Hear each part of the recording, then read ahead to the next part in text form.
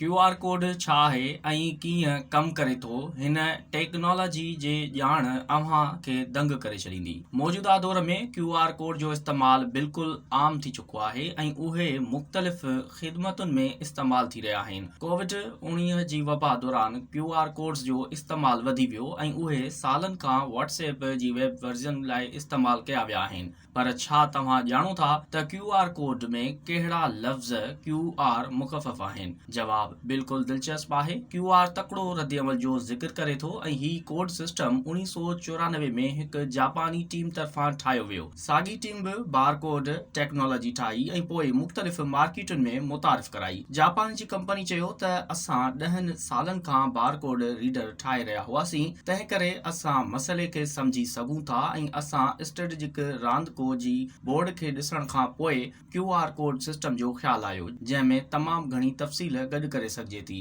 अहिड़ी तरह QR code क़ाइमु कया विया ऐं जापान में वॾी मक़बूलियत हासिल कई। ॿियूं केतिरियूं ई कंपनियूं ऐप्स ख़ासि तौर ते माली ख़िदमतुनि ऐं कोरोना वबा दौरान केसनि ते नज़र रखण में QR कोड ॾिसी हैरान थी वयूं। हिकु QR कोड हज़ारे अददनि खे ज़ख़ीरो करे सघे थो ऐं स्कैनर उन्हनि खे आसानी सां सम्झी सघनि था, जेतोणीकि कोड सां मसइलो आहे। 2023 में बि हिकु कॉन्फ्रेंस में ॿुधायो वियो त हू हाणे QR कोड 2.0 जी तरक़ी ते कमु करे रहियो आहे। हिन चयो त आऊं नई QRs खे कामयाबु करण ते कमु करे रहियो आहियां।